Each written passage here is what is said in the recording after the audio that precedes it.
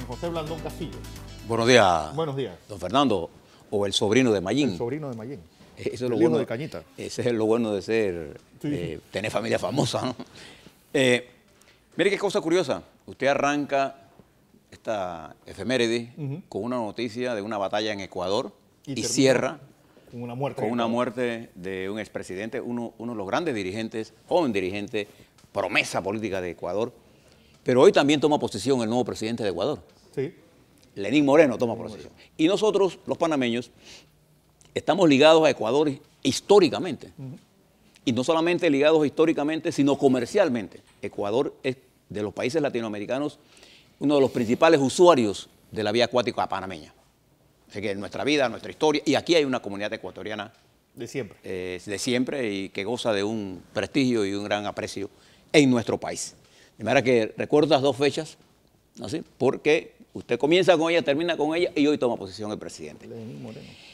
También continuando en Sudamérica, Brasil sigue en su batalla de incertidumbre. Es de temer lo que está pasando en Brasil.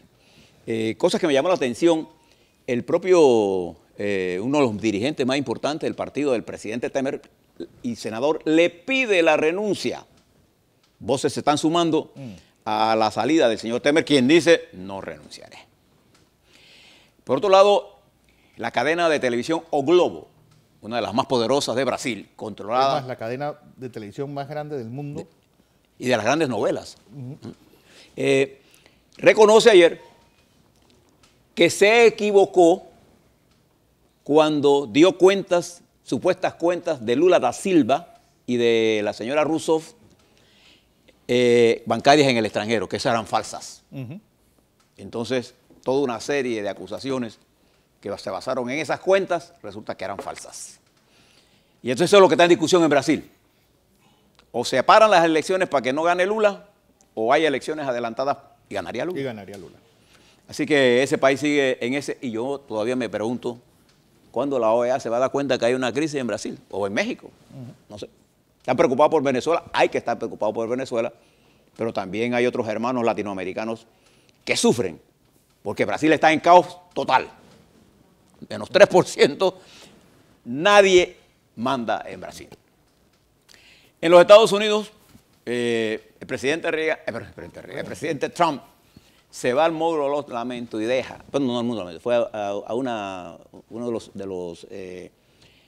los sitios de mayor valor histórico, la lucha del pueblo judío contra la agresión nazi. Y escribe unas palabras que demuestran, que han dejado un sabor amargo, porque en un simplismo, me gusta estar aquí con mis amigos. Bueno, ¿cómo voy a estar en el gusto de estar en una cosa tan seria? Entonces esto ha tomado, el viaje del señor Trump está lleno de anécdotas, e incluso la televisión se da gusto cuando la esposa de Trump no le quiere dar la mano. Y comienzan a inventar que hay problemas matrimoniales. Bueno, está llena de anécdotas que indican que el señor Trump no estaba preparado para ser presidente de los Estados Unidos, y menos para manejar un mundo tan complejo. Mientras todo esto pasa, Inglaterra entra a un estado de alerta general. Las tropas inglesas están en los puntos claves de Inglaterra porque tienen información que es inminente un nuevo ataque contra Inglaterra. Y lo que le señalaba a Guillermo, el Tribunal de España, el Supremo de España, ratifica la condena contra Messi. Y de ser cierto todo esto, entonces, ¿cuál será el destino de este joven futbolista argentino, que es una lumbrera? Pero volviendo al tema nacional, Fernando, ¿usted se dio cuenta de la alerta roja? La alerta roja que todo el mundo, bueno, el lunes era casi un peloteo que hubo en redes sociales donde nadie confirmaba nada, y después se fue diluyendo tanto así que ningún medio ayer la sacó. Y hoy menos. Y hoy menos. Bueno, fíjense, yo quisiera analizar con ustedes una situación política que está viviendo el país y que queda reflejada en la última medición que se hizo ayer y que la van a tirar bimestralmente. Fíjese, le doy los números y le doy una explicación. Según esta encuesta de Neira que se publica en TVN, que ayer seguía con la alerta roja a la noche. El índice de gestión del presidente Juan Carlos Varela tiene 41% de positivo y 56% de negativo, para un índice de gestión de menos 15. Casi como Maduro. Menos 15, que es una cosa grave. Muy grave. Cuando usted compara esto con el índice del segundo puesto electoral más importante en el país, que es la alcaldía, del alcalde Blandón, que tiene un índice positivo de 57 contra uno negativo de 41, para un índice de gestión de más 16 a 16, se da cuenta que si usted hace una suma del valor absoluto entre la medición del alcalde y la medición del presidente, hay 31 puntos de más 16 a menos 15. Si usted lo pone en su cuaderno, se da cuenta que entre menos 15 y más 16 hay un valor absoluto de 31 puntos. Entonces, ¿cómo explicar? Porque además el alcalde de Panamá también ha sido sujeto a una campaña mediática en las redes sociales encabezada por nuestro exalcalde Juan Carlos Navarro y por la diputada Zulay, de ataques permanentes, y eso es parte de la política, pues. ¿Por qué un alcalde panameñista y un presidente panameñista tienen esa gran variedad? Entonces vamos a ayudar un poco al gobierno, ¿le parece? Fíjense lo que hace el gobierno en medio de esta crisis. Ellos sabían que esto venía. Entonces se inventa lo de la alerta roja, se inventa porque eso fue un invento contra Martinelli, y plantan la teoría de que Interpol ha lanzado una alerta roja. Primero, que el presidente Martinelli está en los Estados Unidos. Y esto de la Interpol no funciona en los Estados Unidos. Entonces, ¿qué sentido tenía hacer eso? Nada más que traer la noticia y poner a Martinelli en el plano y ponerlo con huellas digitales y que es inminente de que va a estar preso. Porque en la presidencia, los asesores del presidente tienen la teoría de que poner preso a Martinelli le va a dar a ellos el éxito y la reelección. Entonces ellos apuestan a poner a Martinelli como el malo y a Varela como el bueno. Esa teoría ha sido un fracaso total y absoluto. Entonces, quedó evidente incluso cuando los periódicos panameños preguntan en Francia, bueno, ¿y qué pasó con la alerta de Interpol? Y dice, bueno, si la alerta la tiene que hacer Panamá. Y si no está, porque Panamá no tiene ninguna alerta, pues. Y además los Estados Unidos ni le va ni le viene a esta alerta. Los Estados Unidos tienen una legislación especial, lo explicó aquí el jurista Silvio Guerra. Y en realidad las decisiones en los Estados Unidos están enmarcadas en otro esquema jurídico.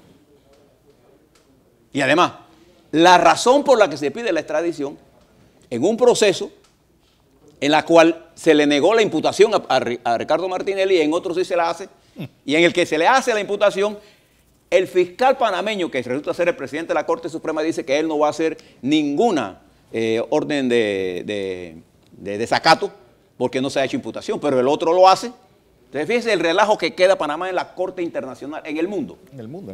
Con dos procesos diferentes, dos decisiones diferentes. Entonces, ¿cómo pretenden que algún país actúe sobre esta situación que no tiene ningún sentido jurídico ni político? Bueno, eso lo tiraron para esto. Y voy al tema central de esta, ¿por qué estas diferencias? ¿Por qué el gobierno no puede capitalizar el trabajo que se está haciendo, tanto en la ciudad de Panamá como en Colón, ¿por qué no lo hace? Porque el gobierno del presidente Varela tiene dos problemas graves, fundamentales en este momento. Un problema de credibilidad y un problema de una existencia de negativismo colectivo que hay en la nación panameña. O sea, lo negativo se ha convertido en el sentir del panameño. Le voy a contar, por ejemplo, una anécdota. En estos días me invitaron para discutir política y habían 10 comensales, todos comiendo muy bien, carnes importadas y vinos. Yo no soy muy bueno en el vino. Y cuando yo le pregunto, ¿y usted cómo están viendo el asunto? Mal. Digo, ¿cómo están mal si están comiendo bien? ¿Por qué esa actitud? Porque hay un estado de ánimo negativo. ¿Y por qué hay estado de ánimo negativo? Porque la agenda social que vive el panameño de cualquiera de sus etapas, y particularmente la clase media y asalariada en general, la agenda social está llena de problemas que no está siendo observada por el prisma de los dirigentes políticos. ¿Qué tipos de problemas, por ejemplo? Seguridad ciudadana o la inseguridad, el problema del transporte público, el problema de salud, los problemas en la caja, el problema de los alimentos, la caída en el valor real de los salarios. Todos esos problemas reales no están en el prisma, en el foco del gobierno. En el foco del gobierno está poner preso a Martinelli. A pesar de que el gobierno hace una gestión que tiene importantes logros, no es capaz de venderlo, de enfocar en lo que debe. Entonces, este problema de negatividad se refuerza con una falta de credibilidad. Al gobierno no le creen nada. ¿Usted le cree algo al presidente? No, usted no le cree a los ministros, no le cree nada. Ese es un problema serio. Entonces yo le voy a dar una recomendación al gobierno. En primer lugar, deben enfocarse en dejar de estar persiguiendo a Martinelli. Olvídese de Martinelli. Olvídese. Yo sé que tienen pesadillas con él, pero déjelo tranquilo. Y entonces piense en el pueblo. Piense en el pueblo. Usted está ahora mismo fortaleciendo la imagen pública de Ricardo Martinelli. Pueden decir lo que ustedes quieran. Hoy nuestro amigo Ricardo Martinelli es más popular que el presidente Varela. Si no, probémoslo en algún momento. Olvídese de Martinelli. Enfóquese en los grandes triunfos que usted está haciendo, por ejemplo, en la transformación de la ciudad de Colón, de la ciudad de Panamá, en el Metro 2, que tiene un nivel de aceptación del 60%. Enfóquese en toda la infraestructura que usted está construyendo a lo largo de este país. Enfóquese en dialogar y conversar con los empresarios y los trabajadores. Enfóquese en tener buena relación con los medios de comunicación. Y ante todo, tenga una política de comunicación que no tienen. Y dejen la arrogancia a un lado. Eso significa que tendrá que cambiar algunos ministros que prefieren seguir hablando sus yeyesadas, ¿no? Sí, defendiendo lo indefendible. Y aléjese de esos policías que están determinando la política sin capacidad intelectual, y fíjense lo que estoy diciendo, para comprender qué es lo que piensa el pueblo panameño. Ellos no lo entienden. Ellos manipulan al presidente con información prefabricada. Entonces el problema de seguridad se ha convertido en un problema tan grave y tiene gente con experiencia. Por ejemplo, el ministro de Seguridad es un buen policía, es un hombre que puede desarrollar un buen trabajo, pero el director de la policía, algo está pasando en la policía, señor presidente. Entonces, el Consejo de Seguridad ha acaparado tanta fuerza política que le impide a usted tener una apreciación, y yo estoy seguro, apreciación de lo que piensa el pueblo. Yo estoy seguro que si usted hablara más con su partido, le estarían diciendo las mismas palabras que yo le estoy diciendo. Entonces, primero, usted tiene que lanzar una campaña para levantar el estado de ánimo de la población. Este sentido de negativismo.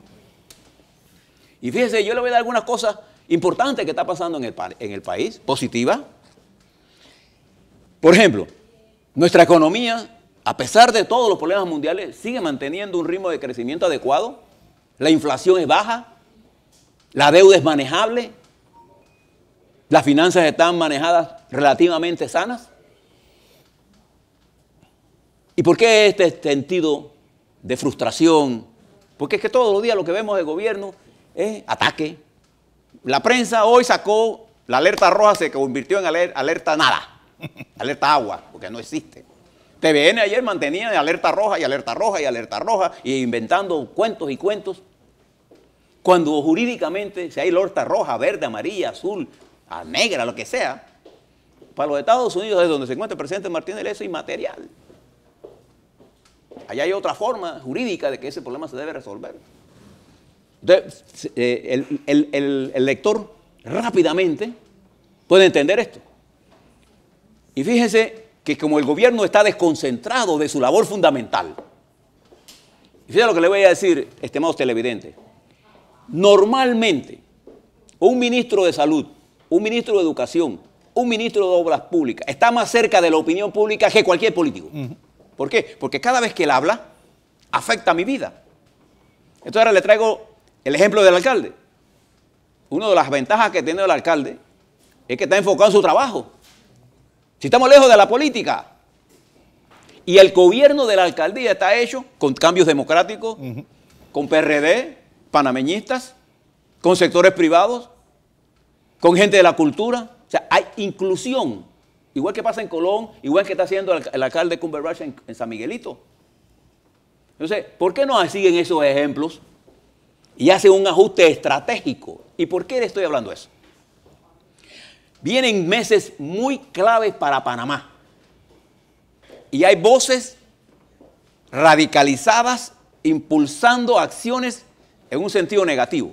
Mañana yo le voy a conversar sobre lo que el juez Mora, creo que fue, de Brasil, el que dio la última aprobación para el acuerdo que se firmó entre Odebrecht y Brasil. Sus palabras, sabias palabras, que debiéramos nosotros analizar para manejar el caso de Odebrecht, en vez de estar haciéndole caso a los radicales o a los policías que piensan que por Odebrecht van a llegar a Martinelli, o que cada vez que ven algo que Francolini los va a llevar a Martinelli, porque la teoría por la que está detenido Francolini es que Francolini era un hombre tan clave para Martinelli en el manejo y financiamiento de cambios democráticos que él era el que hacía todo. Y sobre esa teoría falsa inventaron un caso falso y está un hombre inocente preso. ¿Se da cuenta? Entonces, esta persecución, señor presidente, olvídese ella, cierre esa gaveta, ciérrela y concéntrese en gobernar y en abrir nuevos canales de comunicación mínimos que le permita a usted retomar, primero, lo más fácil, aumentar el nivel de esperanza. La política al final del día es esperanza. Pero usted no está vendiendo esperanza. Cada vez que usted sale en la televisión con ese ceño y sudando y agresivo y despeinado o mal vestido, va a actos públicos populares con saco, va a actos sin saco, despeinado, sudando. Todas esas imágenes las capta el electorado. Entonces, la televisión es un medio más que nada visual. La radio, usted puede ir a la radio descalzo, en calzoncillo si quiere, y nadie se da cuenta, porque usted lo ven a través de su voz. Pero cuando usted está en la cámara, la gente, lo primero que yo hago, yo bajo el volumen de cualquier televisión y veo la imagen. Y la imagen me dice más a mí que las palabras. Entonces, de las últimas presentaciones suyas, usted ha estado descompuesto. Porque es que el plomo,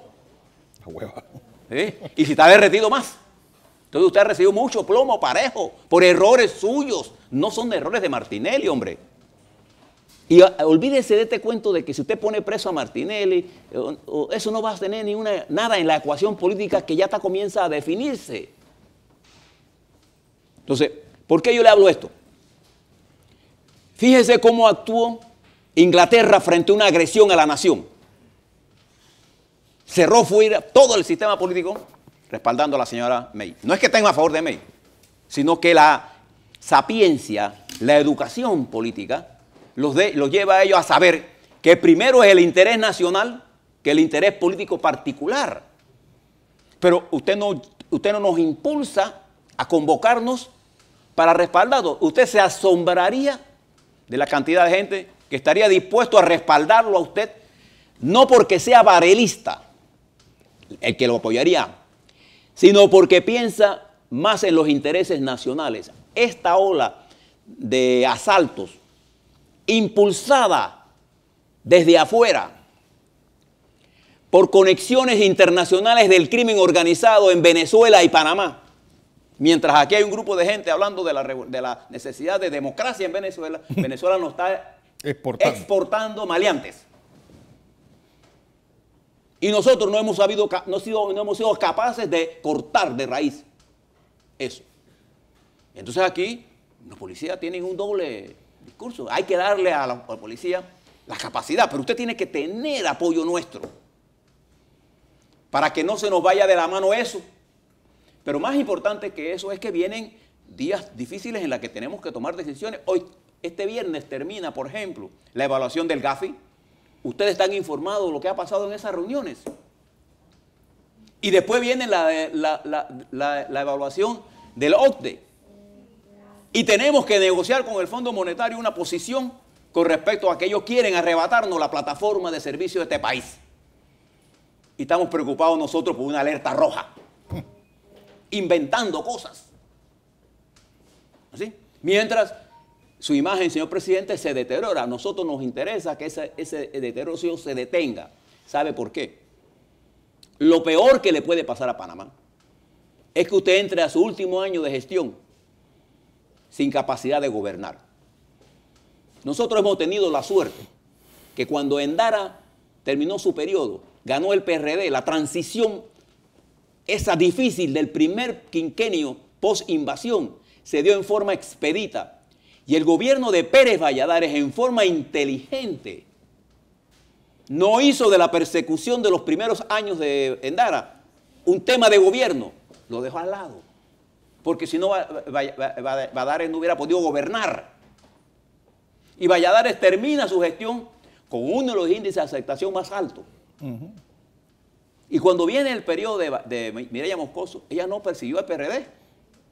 Y Martín no persiguió a la señora Moscoso y hubo investigaciones. El problema es que la acumulación global de la corrupción trae un nuevo fenómeno al cual no estábamos acostumbrados. Entonces nosotros tenemos que saber lo que está ocurriendo. Pero nuestro pueblo tiene que estar preparado para la verdad que viene. Pero si nos agarran calle arriba y calle abajo, lo que vamos a entrar en una guerra fratricida. Y vamos a destruir lo que juntos hemos construido. Y cuando yo le estoy hablando esto, señor presidente, es porque en su gestión hay gente que lo hace bien y hay gente como usted que no lo está haciendo bien. Pero yo no encuentro que nadie le dice que usted lo está haciendo mal. Le voy a dar un ejemplo de lo que usted ha hecho mal.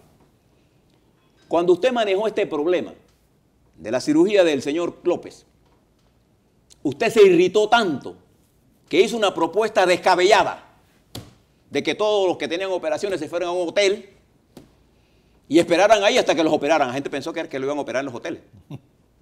Mira, que hay que estar molesto para decir algo tan torpe como eso.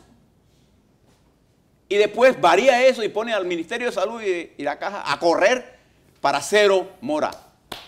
Presidente, no hay tal cosa como cero mora hospitalaria. Por cualquier cosa hay mora. Es como decir, ya se construyó el último kilómetro de carretera o las necesidades de la sociedad son infinitas y los recursos son finitos. Eso es un principio de la economía y por eso existe la planificación. Con las actuales infraestructuras hospitalarias es imposible, aun recurriendo a los hospitales privados, resolver el problema de la mora quirúrgica en este país. Hay mucha gente que va incluso a los hospitales sin tener que ir. Si usted hiciera un análisis y dejara de ser médico y dejara que los médicos actuaran, usted se daría cuenta que un porcentaje muy alto de la gente que va a urgencia de cualquier hospital de este país va por gusto, a gastar tiempo. Porque si le duele el pescuezo, no, vaya allá para que me den una medicina. Usted no tiene nada, si le murió porque durmió más, pues. Gadejo, le llaman los médicos a eso. Van por pendejadas. Entonces, igual que pasó con la vacunación. Usted dio una orden presidencial, vacunemos a todo el mundo. Eso es perder recursos, hombre. Pero nadie le dice eso a usted. Y eso a mí me preocupa porque dice mucho de la capacidad crítica de su gabinete. Yo trabajé con General Torrijos, militar. Y la mayoría de las veces nosotros peleábamos con él por decisiones que él tenía incorrectas y al final teníamos un consenso. Y así igual todos los que trabajábamos con General Torrijos teníamos el derecho a discrepar. Y eso no se entendía como está en contra del presidente. Pero usted está encerrado en la presidencia con un grupo de gente que tiene una visión totalmente equivocada. Y yo le hago este llamado porque los números que usted tiene y las informaciones que yo dispongo me llevan a preocuparme por el futuro de su mandato. Nosotros necesitamos que usted retome el liderazgo del país. El país necesita que su gobierno mantenga la gobernabilidad para poder hacer la transición electoral. Y el tiempo a la transición electoral está lejos. Usted todavía tiene espacio, pero para hacer eso, señor presidente, usted tiene que hacer correcciones estratégicas. Observe su panorama. ¿Cómo es posible que un país que exhibe tal nivel de riqueza tenga tan alto índice de negatividad? Y el panameño no es así. No. El panameño es un hombre que le gusta la fiesta, por norte, que además es optimista de todo. ¿Cómo te va? Bien, pero para adelante, para adelante. ¿No? Aquí estamos ahora mismo. Mire lo que está pasando. Inventando asaltos en las redes, creando una... Porque se están montando en esa ola. Hicimos de un gato, un tremendo problema. Y el objeto de nuestro país, que es el crear las condiciones para nuestros jóvenes, a eso lo votamos en la escuela. Sí. Algo está mal. Sí. O como diría Goethe, algo huele mal en Dinamarca, señor presidente. Sí. El problema está en sus manos, no en las manos de Martinelli. Deja a Martinelli tranquilo. Que él resuelva los problemas de la justicia en el respeto a la ley y la Constitución. Olvídese de eso. Usted fue electo para gobernar. Usted es el mandatario, usted no es el presidente que manda, usted es el mandatario del pueblo, es el pueblo el que lo manda a usted, no usted al pueblo, es al revés. Deshágase de todos esos asesores. Si yo fuera usted, a todos los hubiera votado ya. Y le doy un remesón a esto y me busco gente joven, gente que me pueda ayudar. La primera cosa que yo tengo que tener es una nueva imagen. Bueno, ya está bueno, hay de consejos gratis. Sí. Pero más que nada, tómela como una preocupación seria de un ciudadano que piensa en su país. A mí me gustaría que usted termine bien, como terminó Endara, Valladares, Mireya. Mira, Mireya dejó que era el gobierno que el PRD atacó tanto. ¿Ah? Mireya terminó su gobierno. Comenzó su gobierno en medio de una recesión y terminó el país dejándolo que lo dejó creciendo en 6%. Martín dejó el gobierno con las finanzas saneadas, creciendo a un 8%. Martinelli dejó el gobierno creciendo a un 7,5% neto. Usted tiene el país creciendo a 5% neto. Entonces, si estamos así bien, ¿por qué estamos tan mal políticamente? Entonces, hágase una autocrítica.